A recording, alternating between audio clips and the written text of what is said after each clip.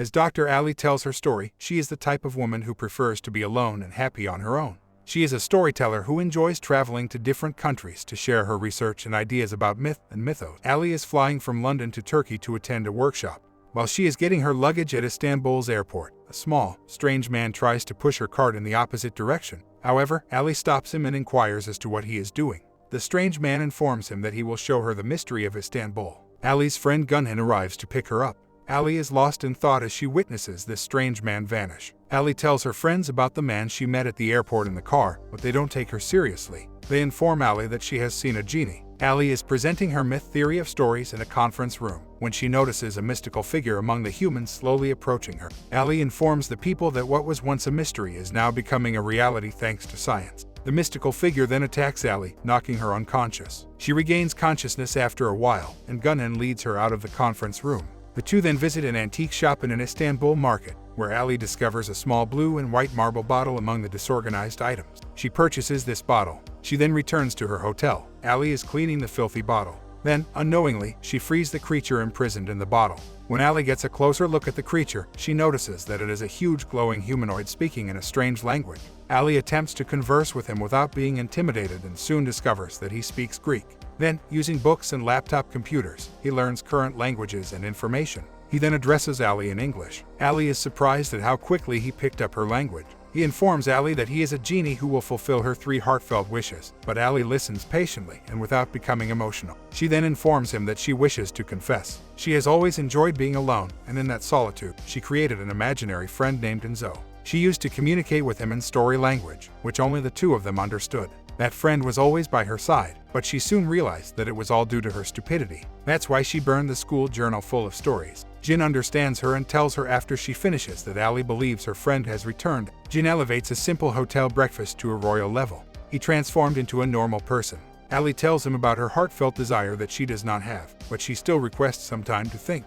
She inquires as to how he became trapped in the bottle. Jin then tells her about his first imprisonment. Jin's kin, the Queen of Sheba, was half human and half Jin. She used him to enhance her beauty and self-esteem. Everything was going well until King Solomon arrived with his army of Jinn to meet the Queen of Sheba. To accept his proposal, the Queen of Sheba imposed 3 conditions. King Solomon easily fulfilled her requirement. Following the wedding, King Solomon realized that the Queen of Sheba and Jinn were related. He imprisoned the Jinn in a copper bottle, and a condition has been imposed by him that the Jinn must fulfill 3 wishes of his master in exchange for his freedom.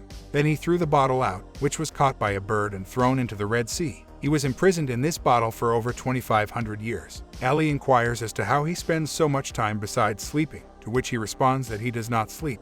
He began to pray to God for his freedom after hundreds of years of rage and sadness. Jin then inquires about Ali. She informs him that she has no siblings, parents, or children. He asks about her relationship with Jack, and she tells him that everything was very beautiful at first, but after their miscarriage, everything changed. Her husband abandons her, claiming that Ali is unable to read his emotions. But Ali does not regret it because she now feels liberated. She is now at a point in her life where she has no desire for anything. Jin swells up, hits the ceiling, and his condition worsens when Ali asks if she never makes wishes. Ali consoles him, and he expresses his desire to tell her about his second incarceration. Jin's bottle emerges from the Red Sea, and after thousands of years, it becomes a stone.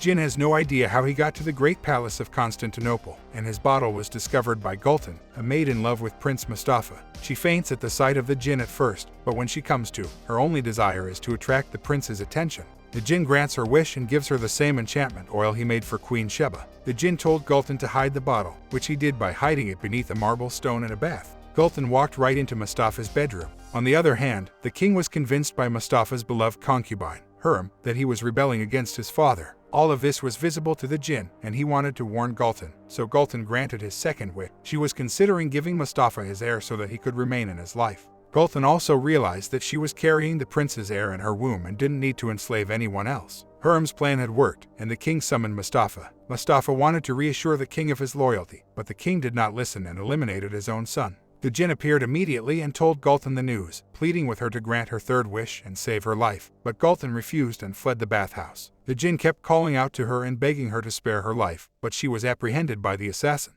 The Jinn wanted to help her, but one of them was a demon worshipper. He came to a halt, and Gultan was thrown into the sea. It was too late when Jinn arrived to help Gultan. Gultan had passed away. She only had to make a wish to save her life, but she did not, and the Jinn was imprisoned beneath the stone.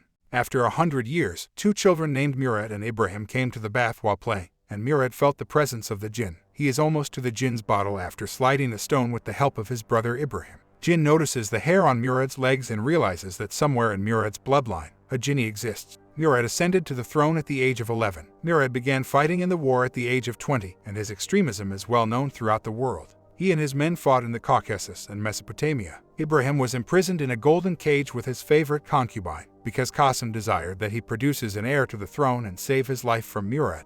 Murad had returned from the war, and Qasim needed to distract him and stop him from committing atrocity. She manages to permanently make him drunk. Then she took a different line to entertain him by inviting the best storytellers from across the empire. Whoever failed to please Murad perished. Finally, an old-age storyteller enchants him with his tales. Murad would just sit and listen to his stories as their friendship grew into love, but the old man died. Murad did not pick up the sword, instead turning to alcohol to soothe his grief. When Murad's mind was clear of all thoughts, the jinn was able to entice him. But it was only because of the drinking that he was so weak that he couldn't even open the door to the bath and return. Murad died as a result of his drinking, taking jinn's hope with him. Ibrahim is forced to ascend to the throne. He appoints his favorite Damascus concubine, Sugar Lump. Sugar Lump slipped and fell on the stone and broke it one day while bathing in that secret bathroom. Sugar Lump discovered jinn's bottle. The jinn was freed once more, and he begged her to tell him what her heart desired. Sugar Lump, on the other hand, wished the jinn was back in his bottle at the bottom of the Bosporus. Jinn has been imprisoned in his bottle for the second time. The jinn explains to Ali how he came to her. Ali overhears his story and realizes that they will only be freed from each other if they fulfill jinn's 3 wishes. Ali quickly grants all 3 of her wishes, which are all very simple and silly. The jinn tells Ali that his spell will only be broken if she makes 3 heartfelt desires, but she says she wishes she had never met the jinn in the first place. The jinn's eyes turn bright red, and his bottle shatters. Ali is distressed by jinn's condition and realizes that he has been through this before. Ali informs him that jinn is avoiding telling her about his 3rd imprisonment, to which jinn responds that he, too, has been avoiding the story. Jinn reveals that his 3rd and final incarceration is also a woman named Zafir. She is the wealthy merchant's 3rd wife, and his other 2 wives despise Zafir. All of the servants appear to be mocking her. Zafir's husband gives her the bottle as a gift. Zafir tries to open the bottle. She frees the jinn. Jinn tells her his story, and then Zafir shows him her invention, which surprises him as well. But no one knows about her art because she is a woman. Then Zafir expresses her desire to learn everything ancient and modern knowledge, and Jinn fills her room with books. He instructs her in history, philosophy, languages, geography, physics, mathematics, algebra, and a variety of other sciences. Love blossomed between them as they spent time together. Then Jinn learns that Zafir will be the mother of his child. He didn't want Zafir to make a final wish because that would mean he'd be free. He wanted to be Zafir's prisoner. When Jinn stops Zafir from making her last wish, she becomes enraged, believing that Jinn has imprisoned her in the same way that her husband did. Jinn locks himself in a bottle to avoid the fight, but Zafir has already made her 3rd wish to forget ever meeting Jinn. Zafir forgets Jinn, so he is imprisoned in this bottle. Ali makes her first wish after hearing Jinn's entire story. She tells him that she loves him and wishes that he loves her back. Jinn grants her wish. After spending the night together, Ali informs Jinn that she is returning to London and invites him to accompany. Ali does not submit the bottle for inspection at the airport because she is afraid that the scanning machine will harm Jinn. However, this bottle is scanned by security and nothing happens to it. Althea transports the jinn to her residence. They're having a good time together. While Ali is at work, the jinn tour the city to see human progress and modern invention.